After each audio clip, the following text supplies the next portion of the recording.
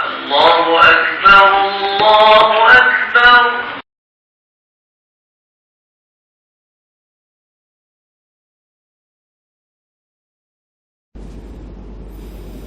Bismillahirrahmanirrahim. Assalamualaikum warahmatullahi wabarakatuh. Alhamdulillahi rabbil alamin. Wal 'aqibatu lil muttaqin wala 'udwana illa 'alal zalimin. Wassalatan wassalaman ala khairi khalqillah Muhammadin sallallahu alaihi wasallam wa ala alihi wa sahbihi wa man da'a bi da'watihi wastanna bi sunnatihi ila yaumiddin. Amma ba'd. Alhamdulillah, muslimin dan muslimat yang dirahmati Allah Subhanahu wa taala sekalian, sama-sama kita bersyukur kepada Allah Subhanahu wa taala di atas segala nikmat yang begitu banyak yang Allah Subhanahu wa taala kurnia kepada kita. Disebut dalam Al-Quranul Karim, wa in ta'uddu ni'matallahi la tuhsuha. Kalau kamu nak hitung nikmat Allah Subhanahu wa taala yang Allah Subhanahu wa taala kurnia kepada manusia, tak terhitung banyak sangat. Cuma rumusan kepada nikmat ini mana yang saya selalu sebut ialah kita boleh rumuskan pada tiga perkara besar. Yang pertama sekali adalah nikmatul wujud, nikmat kita diadakan oleh Allah Subhanahu wa taala. Daripada tak ada kemudian kita diwujudkan dalam kehidupan dunia. Yang kedua ialah nikmatul imdad, nikmat kelangsungan hidup. Sampai hari ini kita boleh merasai kehidupan sampai hari ini. Itu semua adalah kurniaan daripada Allah Subhanahu wa taala.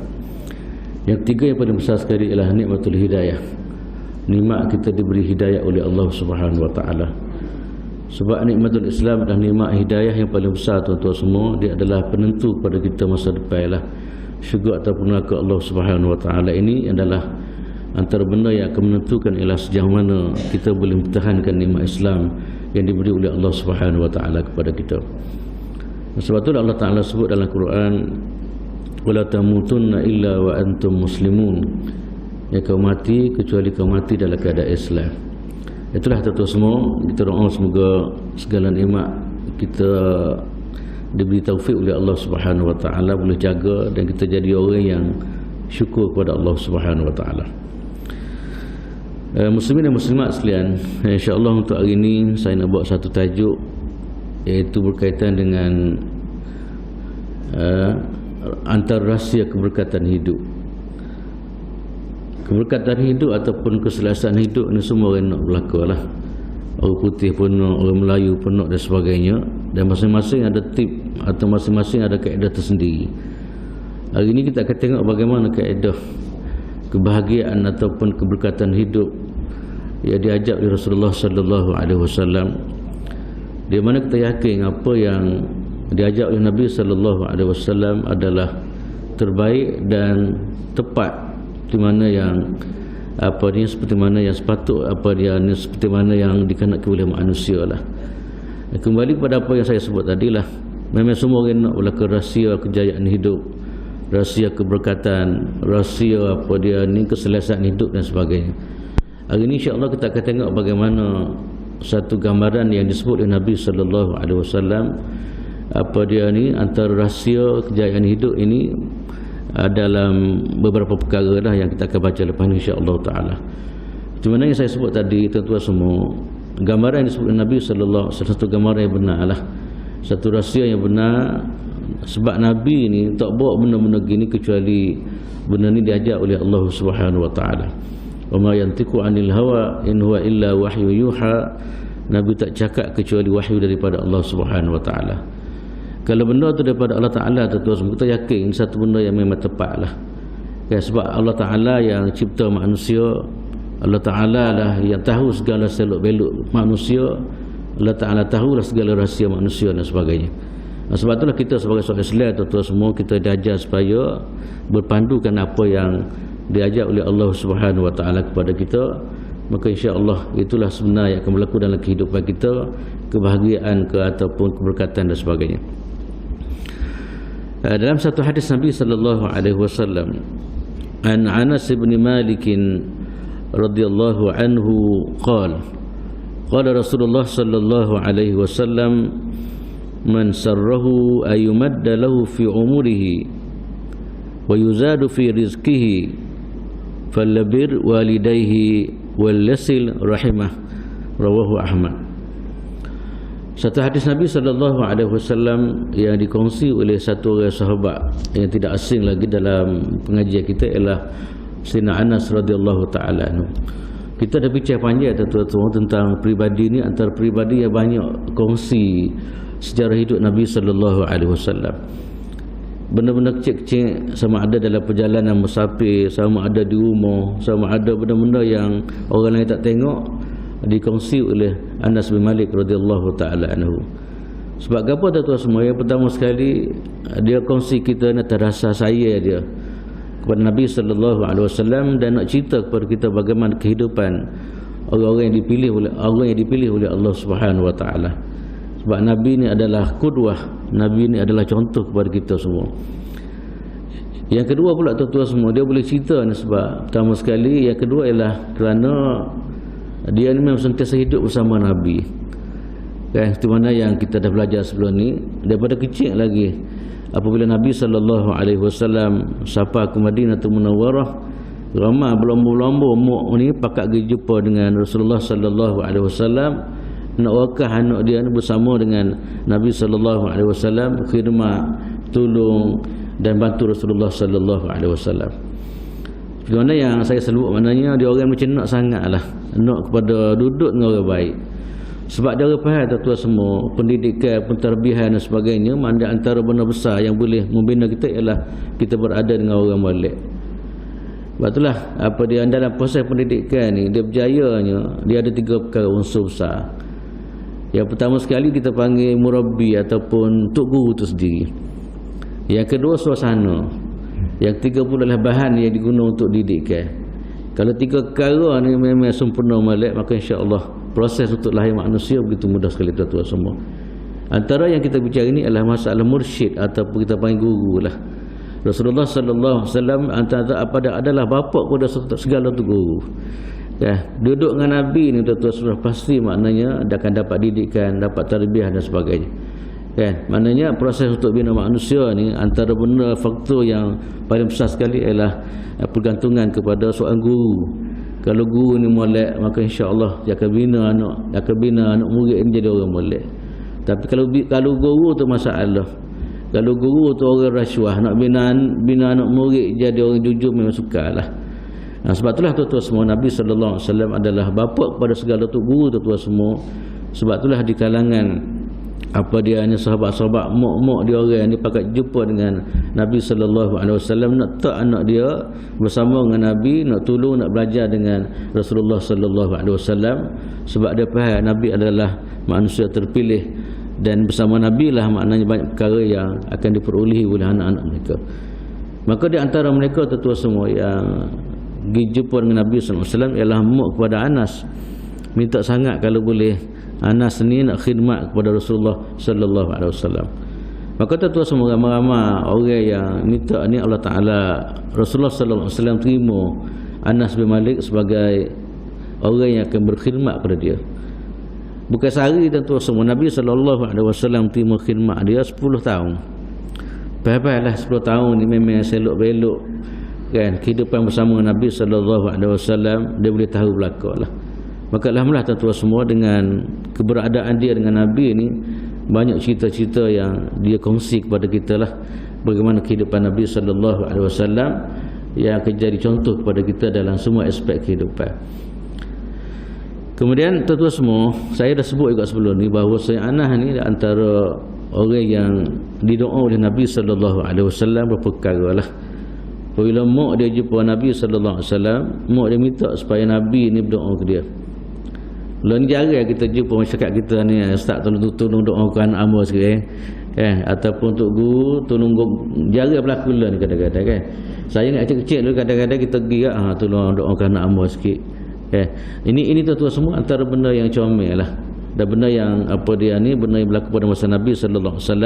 Sahabat-sahabat ni minta supaya Rasulullah SAW doa kepada anak dia.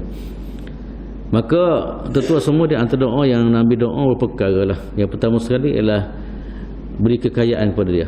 Allahumma aqsir malahu wa waladahu. Yang pertama sekali antara doa tersebut supaya Allah Ta'ala bagi kekayaan kepada Anas. Ya, boleh jadi Nabi nampak dah kepada dia tu semua. Nabi nampak mana Anas ni kalau duit banyak ke apa semua tidak bermasalah lah. Boleh jadi kalau kita Nabi tak doa boleh jadi. Kan? Ya, sebab apa kita ni kalau banyak sikit duit boleh jadi bermasalah dan sebagainya. Kan? Yang kedua pula tuan-tuan semua doa supaya Allah Ta'ala perkayakan dia dengan anak-anak. Kan? Anak ramah. Minta Allah Ta'ala kurniakan zuriat pada dia yang betul ramah. Yang ketiga ialah keberkatan hidup. Yang keempat di antara doa Nabi pada dia ialah supaya dia diberi panjang umur oleh Allah Subhanahu Wa Ta'ala. 4 perkara tuan-tuan semua yang saya sebut ni memang jadi sungguhlah. Sebab Nabi SAW apabila doa ni tak ada lah kemuncak manusia yang mustajab doa adalah Rasulullah SAW. Segala 4-5 perkara saya sebut tadi memang jadi berlaku sungguh kepada Anas radhiyallahu ta'ala anhu, di mana dia di antara orang kaya lepas daripada Rasulullah meninggal. Dia berusaha, kemudian dia di antara orang kaya di kota Madinatul Munawwarah, kebun yang begitu banyak sekali. Antara rahsia ataupun kehebatan yang Allah Ta'ala bagi dia ialah kalau buah tu biasa orang setahun sekali, tapi dia ni tamat dia 2 kali setahun. Kan? Ini boleh jadi keberkatan doa yang didoa oleh Rasulullah SAW. Kemudian dia lagi ialah dia suka derma pula. Bukan kaya saja dak lah. Dia derma maknanya apa dia ni habuan yang diberi oleh Allah Ta'ala kepada dia, dia berderma untuk fisabilillah. Yang kedua tuan-tuan semua saya sebut tadi lah masalah anak zuriat. Memang dia anak ramah lah. Sehingga dia sebut anak cucu dia lebih daripada 100 orang. Anak cucu dia dan semua orang jadi belaka. Yang ketiga ialah keberkatan hidup. Kita fahamlah sahabat-sahabat Nabi tak ada lah. Antara kemuncak orang yang diberi keberkatan hidup adalah sahabat-sahabat Nabi SAW. Yang keempat pula tuan-tuan semua ialah disebut sebagai dia orang yang di antara sahabat yang umur panjang lah. Kalau kita perhati kepada sejarah sahabat, khususnya sahabat yang berada di Iraq, di Basrah, dikatakan dia adalah sahabat yang terakhir sekali mati. Kan? Dan umur dia pun hampir 100 tahun tuan-tuan semua. Kan? Ini adalah apa ni kurnia Allah Ta'ala. Boleh jadi ini sebahagian daripada mustajabnya doa Rasulullah sallallahu alaihi wasallam kepada Sayyidina Anas, iaitu perawi hadis kita pada pagi ini. Anas ni tuan-tuan semua, dia kata Rasulullah sallallahu alaihi wasallam sebut ni tentang, dia kongsi kepada kita tentang sebahagian daripada rahsia kejayaan hidup, rahsia keberkatan hidup yang dicerita oleh Nabi sallallahu alaihi wasallam. Yang pertama, man sarrahu ayyumadda lahu fi umurihi wa yuzadu fi rizqihi. Siapa-siapa yang nak dipanjangkan umur dia, kemudian nak diberi tambah rezeki dia. Kan? Panjang umur ni tuan-tuan semua, maksud panjang umur sini adalah apa dia keberkatan dalam hidup. Kan? Itu dikatakan kepanjang umur lah. Ini di antara apa dia tafsiran yang paling banyak sekali kalangan sahabat ialah umur ni tetap adalah lagu mana pun. Ya, Allah Ta'ala sampai masa dia akan mati dan sebagainya. Cuma sini dikatakan apa dia ni diberi umur panjang ni tuan-tuan semua adalah keberkatan dalam kehidupan. Kita nak sangat maknanya keberkatan kehidupan ni, antara keberkatan dalam umur ni tuan-tuan semua ialah kita boleh isi hidup kita ni dengan amal soleh. Kan? Umur yang diberi oleh Allah Subhanahu Wa Ta'ala kepada kita ni setiap masa mudah kita apa diberi taufik oleh Allah Ta'ala dapat mengisi kebaikan-kebaikan yang kita boleh buat. Kan? Sebab kadang-kadang tuan-tuan semua kalau umur tak berkat ni, kadang-kadang habis masa gitulah. Ada setengah yang kadang-kadang habis kedai kopi 5 jam tak ada gambar satu kadang-kadang. Habis gitu ya.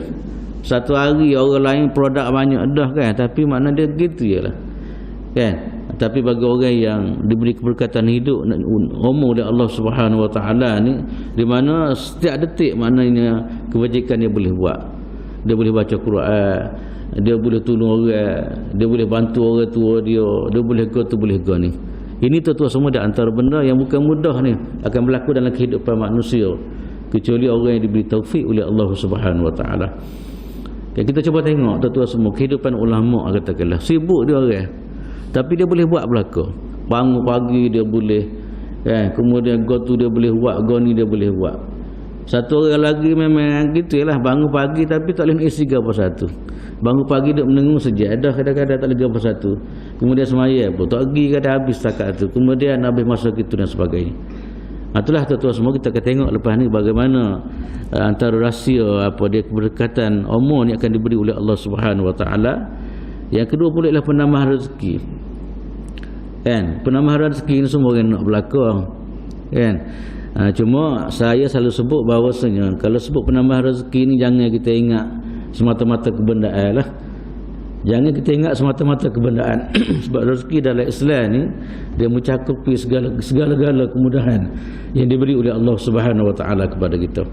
Kadang-kadang kita sihat, tu rezeki juga. Kadang-kadang anak kita berjaya, rezeki juga. Kadang-kadang kita boleh mari sembahyang masjid seumur. Ini pun rezeki yang diberi oleh Allah Subhanahu Wa Taala. Tuan-tuan semua, itu mukadimah yang Nabi sebut. Maknanya siapa-siapa yang nak keberkatan, siapa-siapa yang nak rezeki tambah oleh Allah Subhanahu Wa Taala ni, dua amalan yang disebut oleh Nabi sallallahu alaihi wasallam. Gapo dia ada tu semua amalan. Yang pertama sekali ialah falyabir walidayhi. Kan? Rahsia pertama sekali ialah Rasulullah sallallahu alaihi wasallam kata ialah apa dia ni, rahsia dianya ialah apa dia kita panggil apa rahsianya adalah buat baik pada orang tua. Kita kira apa kaitan keberkatannya. Tapi dalam hadis itu satu gambaran yang Nabi sebut, maknanya antara keberkatan hidup ni adalah orang yang boleh buat baik kepada orang tua dia. Sebab tu dalam Al-Quran Al-Karim kita selalu dengar lah banyak ayat Al-Quran yang menyentuh tentang apa dia ni, tentang masalah buat baik pada orang tua ni. Kita ingat macam biasa gitu ya kan, tapi rupa-rupanya dia antara rahsia keberkatan hidup rupa-rupanya. Yang Allah Ta'ala sebut kita banyak tempat dalam Quran, disebut tentang jasa orang tua kita daripada awal sampai akhir. Kemudian disebut dalam hadis Nabi sallallahu alaihi wasallam bagaimana kaedah nak buat baik pada orang tua, dan bagaimana apa dia ni hukuman orang yang deraka kepada orang tua dan sebagainya. Tuan-tuan semua, makna dalam Islam dia ajar dalam hadis ni, siapa nak kepada keberkatan hidup, siapa nak kepada kebaikan dalam kehidupan dia, siapa nak kepada kesejahteraan ataupun kesehatan hidup dia, antara tip yang pertama sekali yang Nabi SAW sebut ialah buat baik pada orang tua. Buat baik pada orang tua ni, apa dia sebenarnya buat baik pada orang tua ni? Katanya ulama ialah buat baik pada orang tua ni ialah ihsan ilaihima, apa dia ni, bil qawli wal amal. Antara apa dia ni dikatakan kebaikan kepada orang tua ni tuan-tuan semua ialah maknanya kita apa dia ni kesiap belah ke dia. Ihsan makna buat baik ke dia, sama ada dalam bentuk perkataan ataupun dalam bentuk amalan. Itu paling mudah sekali yang disebut oleh ulama. Kan dikatakan buat baik pada orang tua ni makna kita jaga dia dari segi percakapan kita, kemudian dari segi budaya hidup kita, kerja-kerja amalan-amalan kita pun ataupun tindak tanduk kita adalah tindak tanduk yang terbaik sebagai orang tua. Benar-benar gini tuan-tuan semua, kadang-kadang dunia lah ni, dunia kebendaan lah, dunia orang kerja, kadang-kadang barang-barang gini dah mudah terluput kadang-kadang dalam kehidupan manusia.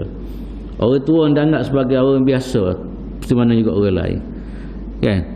Saya baru ni masa raya pun kadang-kadang sedih jugalah saya dengar satu cerita. Raya bang ni memang jam lah. Saya pergi jeli, memang jam sungguh. Ada satu orang tua daripada Kopek, daripada Gerik ni, dia bawa kenderaan dia, orang tua sore dia pantu. Kemudian siapa tengah jalan mampu kereta, boleh ada kereta buruk, kereta boleh ada Allah. Tapi itulah nak ceritanya, kadang-kadang takdir ni tak boleh kira. Kereta kaya, kereta besar pun jadi masalah juga, kereta comel pun. Siapa tengah jalan tuan-tuan semua, siapa tengah jalan tiba-tiba memang masalah kereta dia. Dia buat air sebotol ya.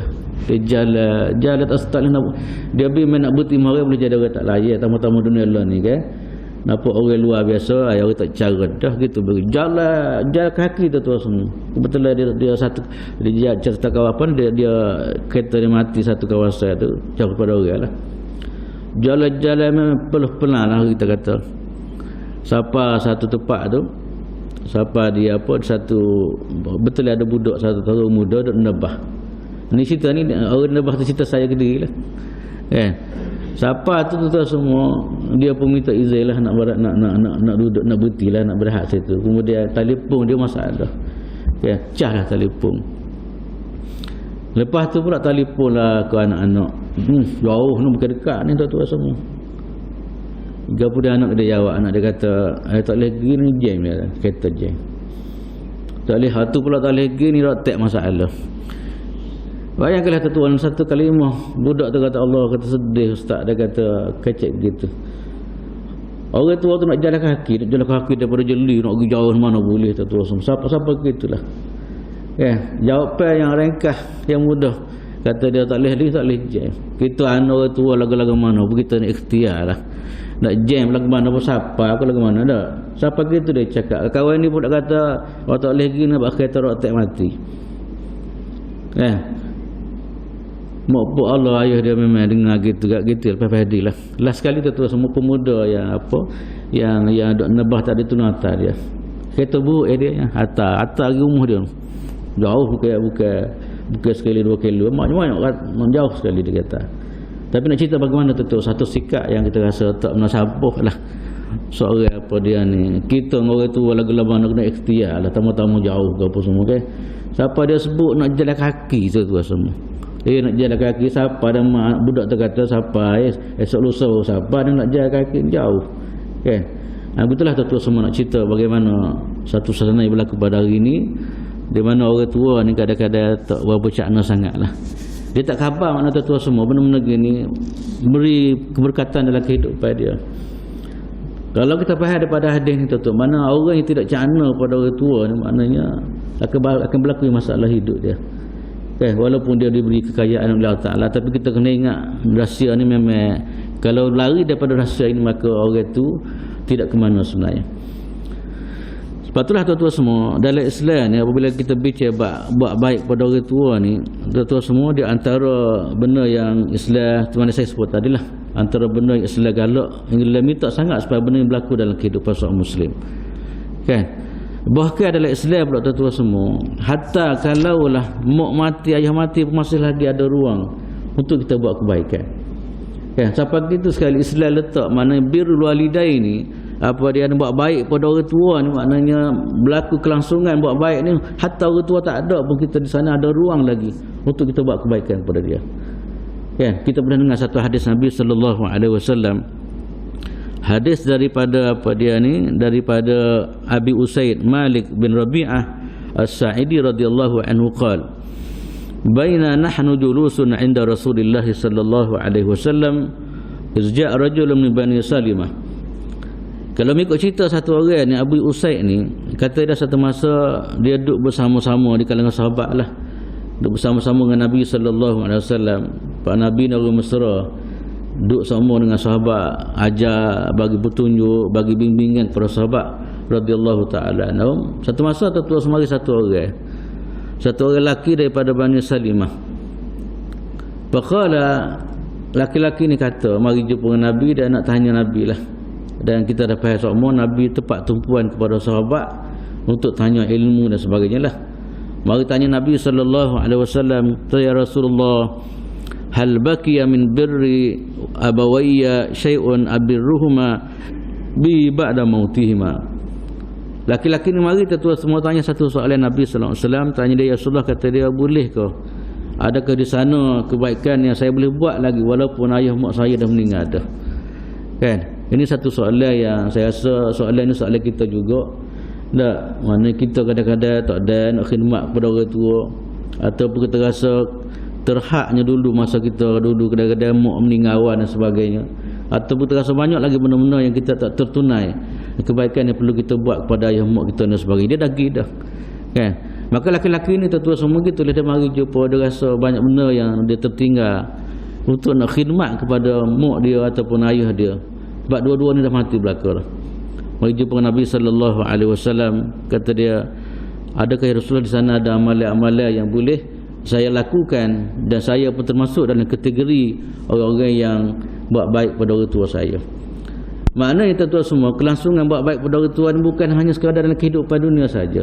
Lepas orang tua kita tak ada pun kita boleh buat lagi tuan-tuan semua. Ini yang disebut oleh Nabi SAW. Nabi kata ada, na'am, memang boleh buat lagi. Tak apa, walaupun orang tua buat pun, mungkin mak ke dia ataupun baik ke dia ni, tetap berlangsung walaupun dia telah meninggal dunia. Maka Nabi SAW dia bagi beberapa perkara tip lah kepada kita yang kita boleh buat, tuan-tuan semua. Yang pertama sekali lah as-salatu alaihima. Yang pertama sekali ialah kita doa pada dia. Kan kita doa pada orang tua kita. Dia doa ni siapa Allah Ta'ala dalam Quran pun dia ajar. Okay, bagaimana contoh doa kita pada orang tua kita. Dalam bab-bab lain tak ada sangat doa ni kan, tapi dalam isu kita orang tua ni, betul tak betul siapa Afrika, Allah Ta'ala buat satu tag doa yang sepatut kita baca kepada orang tua kita. Ni kita baca sama dah, Rabbighfirli wa liwalidayya warhamhuma kama rabbayani shaghira. Tuan-tuan semua, doa tu pendek ya, tapi ungkapan dia memang cukup tinggi sebenarnya. Kan, ya Allah, apa dia Rabbighfirli wa liwalidayya, apalah dosa apa dia ni ayah kita, mak kita, warhamhuma, dan rahmatilah keduanya. Kan, seperti mana pada warhamhuma kama rabbai, seperti mana yang dia didik kami pada masa kecil. Kita tengah nak bila bagaimana orang tua didik kita, siapa kita sebut gitu ialah. Kan, didikkan yang begitu banyak, kita sebut tu satu kalimah ya. Kan, kita nak baca memang tak wadah sebenarnya tuan, semua kita nak sebut sosok kan. Kita sebut Tuhan gitulah. Ya Allah, rahmatilah dia keduanya seperti mana dia didik aku daripada awal sampai akhir. Ini tuan-tuan semua seperti mana saya sebut tadi lah, antara doa yang diajar oleh Allah Subhanahu Wa Taala supaya kita baca kepada apa kita doa kepada orang tua kita, Rabbighfirli wa liwalidayya warhamhuma kama rabbayani shaghira. Yang kedua pula tuan-tuan semua, di antara benda yang kita boleh buat, katanya Rasulullah sallallahu alaihi wasallam, ialah wal istighfaru lahuma, iaitu kita istighfar kepada keduanya. Bahawa orang tua kita ni kadang-kadang ada sungguh tu tak ngaji dulu, kadang-kadang kadang-kadang dulu sungguh Quran pun tak boleh baca orang tua kita kadang-kadang. Oleh kerana mungkin kesedar dia tak ada gegabah, semua kita pun sedar-sedar memang orang tua kita tak erti dah Quran. Orang tua kita iltizam dengan Islam pun taklah mana kadang-kadang. Sebab itulah kita pun tuan-tuan semua doa kepada Allah Ta'ala, ya Allah berilah keampunan pada dia orang ni. Dia banyak jasa, walaupun dia ni dalam jasa dia begitu banyak dan boleh jadi kesilapan dia banyak dan sebagainya. Kita mintalah supaya orang tua kita ni diberi keampunan oleh Allah Subhanahu Wa Ta'ala. Sebab kita faham tuan-tuan semua, orang tua kita ni manusia. Bila manusia ni memang dia ada masalah. Kadang-kadang sedikit didikan anak pun kadang-kadang tak berapa mana tu, sengah-sengah tu. Tak, kadang-kadang ni tak apalah, kita serahlah kepada Allah Ta'ala. Yang penting kita doa supaya Allah Subhanahu Wa Ta'ala ni beri keampunan kepada dia. Istighfar kepada orang tua ni tuan-tuan semua, kesan dia besar sebenarnya. Sampai satu riwayat mengatakan bahawa ada satu hadis yang Nabi SAW cerita tentang bagaimana satu orang tua dimasuk syurga oleh Allah Subhanahu Wa Ta'ala. Kemudian masuk syurga pula, seorang masuk syurga dah hebat. Yang kedua pula, tingkatan syurga tu sentiasa ditingkatkan kepada dia. Kadang-kadang dia menggerak apa, nak tengok nak kata amal dia banyak pun taklah banyak sangat. Dia boleh tahu bagi-bagi itu, kita tahu. Barang sekali tanya malaikat ataupun tanya Allah Ta'ala, apa saya ni? Nak mari tanya juga gapo rahsia ni. Kalau ikut body saya memang tak pasti ni sepatutnya. Tapi macam mana benda tu boleh berlaku? Kehebatan yang diberi oleh Allah Ta'ala kepada dia. Dia sebut satu kalimah, kata dia bistighfari libnik. Ini semua adalah kerana istighfar yang dilakukan oleh anak-anak kamu kepada kamu. Itulah tuan-tuan semua nak ceritanya. Jangan kita rasa bakhil lah dalam doa-doa kita ni. Apa dia, kita doa lah kepada orang tua kita. Tadi doa biasa kan. Yang kedua doa khusus ialah kita minta supaya Allah Ta'ala beri keampunan kepada orang tua kita. Sebab itulah orang tua ni, kalau ada orang anak-anak macam ni memang bahagialah. Kita pernah dengar dalam hadis sebut idza mata ibnu adam inqata amalu illa min salas. Bila anak Adam ni meninggal, tak ada amalan dia. Antaranya Nabi sebut ialah terputus amalan dia, kecuali antaranya ialah apa dia panggil waladun salihun dia doalah. Apabila ada anak yang sentiasa doa pada dia. Itulah tuan-tuan semua, kita doalah moga-moga kita jadi anak terbaik insya-Allah taala. Walaupun orang tua kita tak ada, sama-samalah kita ambil kesempatan ruang-ruang yang diberi oleh Nabi sallallahu alaihi wasallam kepada kita boleh buat baik lagi dengan cara kita berdoa dan kita pun istighfar. Yang ketiga pula Nabi ajar, benar kita boleh buat lepas daripada orang tua kita tak ada, ialah wa infadu ahdihima min ba'dihima. Iaitu kita tunai gapo-gapo yang dia hasrat dia semasa dia hidup. Biasa banyak kadang-kadang hasrat orang tua ni, wakah harta ke ataupun gapo dia buat kebajikan atau kewajiban gitu kan. Kita kadang-kadang kita tahu orang tua kita ni. Kan? Hasrat dia banyak, hasrat kebaikan yang dia nak buat. Antara hasrat dia wasiat katakanlah. Kan? Apabila orang tua tak ada, hasrat tu kita cuba tunai tuan-tuan semua. Pertama-tama kalau wasiat pula kan. Wasiat tanah buat masjid kau surau ke apa, tapi lah ni kadang-kadang jangan bermain wasiat ni, orang sembunyi kadang-kadang. Apabila orang tua mati buat tak tahu. Ni masalah jugalah. Ya, sebab harta punya pasar, kebendaan punya pasar sekali tutup habis apa yang sepatut dia buat. Kemudian yang keempat tuan-tuan semua ialah wasilatul rahim allati la tusalu illa bihima wa ikramu sadiqihima. Okey. Yang ketiga, yang keempat pula tuan-tuan semua ialah kita hubung silatul rahim. Kan? Ini antara benda yang kita boleh buat ni. Tapi lah ni kau makin kau pudar kita panggil tak. Kan? Kadang-kadang orang tua mati habis terlupa. Tak ingat dah pok darah pun kadang-kadang dah jadi masalah dah. Kan? Yang akhir sekali tuan-tuan semua ialah Nabi sallallahu alaihi wasallam ialah kita muliakan apa dia ni, sayang-sayang dia. Kan? Kita tahu makna orang yang rapat dengan ayah-ayah kita dan sebagainya, kita apa dia ni, kita perapat dan kita mulia orang macam ni. Ini tuan-tuan semua di antara apa amalan yang kita boleh buat. Seperti mana yang kita dah bincang tadi, maknanya kebaikan ni kita kena buat dalam semasa pok kita ada, hatta dia tak ada pun maknanya diberi ruang kepada kita untuk kita buat kebaikan. Inilah yang digambarkan dalam hadis Nabi SAW. Bahkan tuan-tuan semua, buat baik pada orang tua ni siapa peringkat dalam hadis sebut, maknanya hatta kalau orang tua kita takdir katakanlah, orang tua kita dalam keadaan tak berimeh pun, kafir katakanlah. Ada amalan ni kadang-kadang ada orang masuk Islam, tiba-tiba ayah mak dia tak masuk Islam, amalan berlaku macam tu. Kan? Dalam Islam tuan-tuan semua diajar lagi supaya buat baik kepada orang tua. Kan? Orang yang walaupun dia ni bukan Islam, jasa dia tu, lahir kita dan sebagainya, malah kita tak dihajar pulau dia. Kan? Sebab ada juga orang Melayu ni kadang-kadang balas dengan mak ayah pada juga. Dalam Islam hatta kafir pun, maknanya mak pak kafir pun diminta apa ni supaya kita buat baik ke dia. Kan? Tapi semua berhala janganlah. Kan? Kita boleh buat baik. Kita kena apa dia ni, kita diajar supaya buat baik. Ini satu kisah yang disebut dalam hadis Nabi sallallahu alaihi wasallam tuan-tuan semua. Satu hadis yang apa dia yang disebut oleh Asma binti Abi Bakr radhiyallahu anhuma. Asma ni tuan-tuan semua, dia adik-beradik dengan Aisyah radhiyallahu taala anha. Kita dah bincang sebelum ni pun, cuma dia mak lain. Dia mak lain. Asma ni satu peribadi yang kalau kita tengok sejarah tuan-tuan semua, sejarah hijrah ni dia di antara tokoh yang kita hebatlah. Yang bawa makanan dalam keadaan mengandung naik bukit kan, bawa makanan ke apa. Inilah Asma binti Abu Bakar Siddiq radhiyallahu taala anhu. Dan dia lah tuan-tuan semua yang akhir hidup dia buta dia ni. Asma ni tak nampak mata, tapi walaupun tak nampak kuat Islam dia. Siapa peringkat anak dia nama Abdullah bin Zubair ni masa tu jual ada kebatilan. Mak dia yang bagi semangat. Kan? Apa masa tu dia berdepan Hajjaj Ibn Yusuf As-Saqafi, akhir sekali anak dia kena bunuh. Tapi nak cerita yang tuan-tuan semua dalam kisah tu bagaimana Asma ni walaupun dah keadaan tua masa tu, dalam keadaan mata tak nampak, tapi masih lagi beri semangat, bagi perangsangan kepada anak dia supaya teruskan perjuangan untuk menegakkan kebenaran. Kan? Kisah dia begitu menariklah tuan-tuan semua. Cuma saya nak sebut ni, Asma ni dia masuk Islam awal daripada mak dia lagi.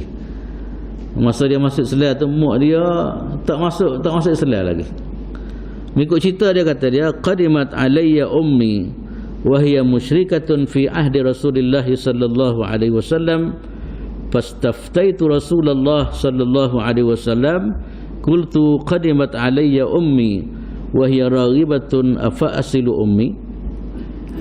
Kata dia Rasulullah, kata dia disebut Rasulullah lah. Sahabat-sahabat ni dia segala tindakan dia apa semua dia rujuk kepada Rasulullah. Kan?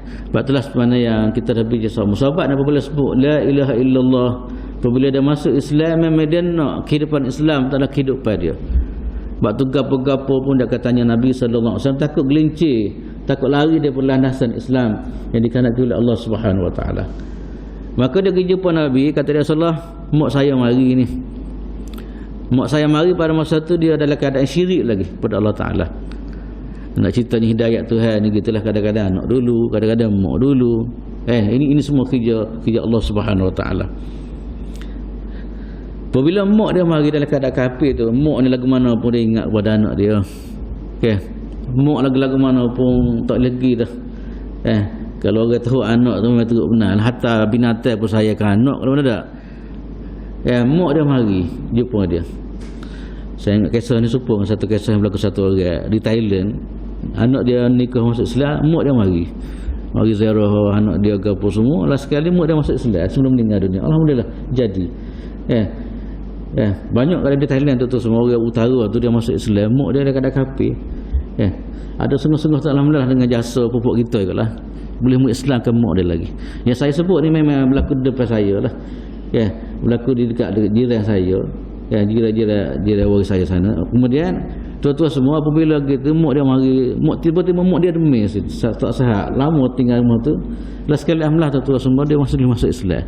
Alhamdulillah selamat lah kita kira lah. Islam ni memang penyelamat lah. Walaupun dia amalan tak ada sebelum ni ke apa, tapi bila masuk Islam dah cukup dah. Islam yajubu ma qablah. Islam telah menghapuskan kesilapan sebelum ni. Kita tu semua dalam kisah ni gitulah. Apabila mak dia pergi, dia pun tak berani lah. Takut-takut salah dalam Islam ni kan. Takut-takut salah dengan Islam ni, nak layan mak, nak gapo semua, sebab mak dia kafir, dia Islam dah. Dia memang takut Islam lari bagi gitu. Maka pastaftaitu Rasulullah sallallahu alaihi wasallam, saya pun tanya Rasulullah. Ya Rasulullah, kata dia, mak saya mari, boleh ke saya nak berhubung dengan dia? Nak berhubung nak berapak dengan dia, sebab dia mari, mak saya kata dia mari jumpa dengan saya, boleh ke saya nak berhubung, nak bincang dengan dia, nak rapat dengan dia, boleh ke tak? Kan? Rasulullah kata apa? Rasulullah kata, "Na'am sili ummaki." Rasulullah kata, betul, sambunglah. Teruslah sambung hubungan dengan mak kamu. Inilah tentu semua nak ceritanya Islam. Apabila orang berjasa kita, siapa, walaupun orang dari segi akidah tak sama dengan kita kan, tapi kita diajar buat baik pada dia orang kan. Cuma dalam bab nak tak molek tak boleh lah. Kalau mau ajak buat semua berhala ke apa tak boleh lah. Sebab di Islam di sana ada kaedah yang mengatakan la ta'ata li makhluqin fi maksiatil khaliq. Tak boleh tak boleh taat kepada mana-mana makhluk dalam perkara yang maksiat kepada Allah Ta'ala, walaupun ayah mak sekalipun. Gitulah tuan-tuan semua, di antara rahsia pertama yang Nabi sebut, rahsia keberkatan hidup, ialah maknanya kita hubung, kita jaga, kita buat baik pada orang tua kita. Ini yang pertama sekali disebut dalam hadis ni, adalah rahsia kejayaan, rahsia keberkatan hidup. Yang kedua pula tuan-tuan semua yang Rasulullah sebut ialah wasilatul rahim. Antara rahsia keberkatan hidup ialah jaga hubungan silaturahim. Kita nampak biasa ya, tapi dalam Islam dia ambil berat barang-barang kita. Sebab itulah tuan-tuan semua, kita orang ngaji, kita orang beribadat ni, sepatutnya kita cakna benda lebih daripada orang lain. Kita nampak orang lain kadang-kadang orang tak ngaji, dia lebih boleh kupu anak-anak dia, buat jumpa situ 7% ni kan. Tapi kita orang agama kadang balah kadang-kadang. Balas ke harta kadang-kadang bagaimana tak balas kerana pesaka, kerana gitu kadang-kadang. Tapi kadang-kadang kita malu orang yang bukan Islamik, kita kata lah kan, dia boleh kupu anak-anak, kadang-kadang buat kupu setahun sekali ke apa semua kan, nak apa antara satu sama lain. Tapi yang kita ni tak berlaku, bukan sekadar tak berlaku, balas pula. Ini satu masalah. Sebab itulah tuan-tuan semua, dari Islam ni besar sangat silaturahim sampai peringkat maknanya disebut sebagai rahsia keberkatan hidup, rahsia kejayaan hidup, rahsia dia ni keselesaan hidup dalam kehidupan manusia kan. Sebab itulah tuan-tuan semua, kalau kita perhati pada hadis-hadis, banyaklah seruan-seruan kepada buat baik kepada orang tua ni, buat baik kepada hubungan silaturahim ni, antara benda yang selalu diulang dalam Quran ataupun dalam hadis Nabi sallallahu alaihi wasallam. Bahkan dalam hadis pula tuan-tuan semua disebut maknanya besar sangat kesan orang yang putus hubungan silaturahim, antaranya tak masuk syurga. La yadkhul jannah qati'ar rahim, tidak masuk syurga orang yang putus hubungan silaturahim. Sebab itulah kalau balas sikit-sikit berlalu kita klik semula lah kan. Dulu mak ada tak apa, mak tak ada, bila nampak lebih sikit sangat ke tanah kalau bagaimana kata, tapi sampai peringkat 7 keturunan balah kadang-kadang oleh azubillah. Kita tahu tak apa, kita bukan nak itu sebenarnya. Hidup kita nak redha Allah Ta'ala. Belalah benda tak leh macam mana sekalipun, tak apalah, kita orang yang mencantumkan hubungan antara keluarga sebagai tetua semua. Kan? Maknanya siapa perikat Nabi kata tak masuk syurga orang yang putus hubungan silaturahim. Kemudian dalam hadis yang lain tuan-tuan semua, dia antara sebab Allah Ta'ala terima doa ni, antaranya ialah jangan ada di sana putus hubungan silaturahim. Apatah lagi balah. Sebab ada riwayat mengatakan di antara doa yang ditolak oleh Allah Subhanahu Wa Ta'ala ialah al-akhwan mutasari'an, iaitu adik-beradik yang balah. Itu di antara apa dia dipanggil halangan doa diterima oleh Allah Subhanahu Wa Ta'ala. Itulah tuan-tuan semua yang saya dapat kongsi hari ini, insya-Allah Ta'ala. Rahsia apa dia ni, keberkatan hidup, rahsia kejayaan hidup, rahsia keselesaan hidup di mana yang digambarkan oleh Nabi sallallahu alaihi wasallam.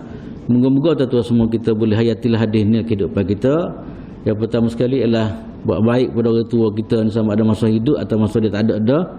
Yang kedua pula ialah hubungan silaturahim. Ini antara rahsia kehidupan, rahsia apa kejayaan dalam kehidupan seorang muslim. Itulah saya rasa tuan-tuan semua pada hari ini, moga-moga kita dapat manfaat bersama daripada pesannya ataupun wasiat Rasulullah sallallahu alaihi wasallam kepada kita. Ini semua adalah menggambar kepada kita bahawa caknanya Rasulullah sallallahu alaihi wasallam kepada umat, nak tengok umat ni bahagia. Maka inilah tip-tip yang disebut oleh Rasulullah sallallahu alaihi wasallam. Semua kita berkat dan semua kita berjaya. Aqul qouli hadza wa astaghfirullahal azim li wa lakum wa lisa'il muslimina wal muslimat. Assalamualaikum warahmatullahi wabarakatuh. Bismillahirrahmanirrahim. Alhamdulillahirabbil alamin. Wassalatu wassalamu ala Rasulillah wa ala alihi wa sahbihi ajma'in. Allahumma fa'na bima 'allamtana wa 'allimna ma yanfa'una warzuqna ilman yanfa'una. Alhamdulillahi ala kulli halin wa na'udzu bika min hali ahli an-nar. Allahumma ij'alna minal ladzina yastami'una al-qawla fayattabi'una ahsanah. اللهم اجعلنا من الذين يستمعون القول فيتبعون أحسنه. اللهم اجعلنا من الذين يستمعون القول فيتبعون أحسنه.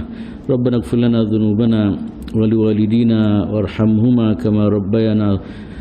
ربنا اغفر لنا ذنوبنا ربنا اغفر لنا ولوالدينا وارحمهم كما ربونا صغارا ولجميع المسلمين والمسلمات والمؤمنين والمؤمنات الأحياء منهم والأموات. عليك توكلنا وإليك أنبنا وإليك المصير. ربنا آتنا في الدنيا حسنة وفي الآخرة حسنة وقنا عذاب النار وأدخلنا الجنة مع الأبرار. ربنا لا تؤاخذنا إن نسينا أو أخطأنا. وصلى الله على سيدنا محمد وعلى آله وصحبه وسلم. الحمد لله رب العالمين. سبحانك اللهم وبحمدك أشهد أن لا إله إلا أنت.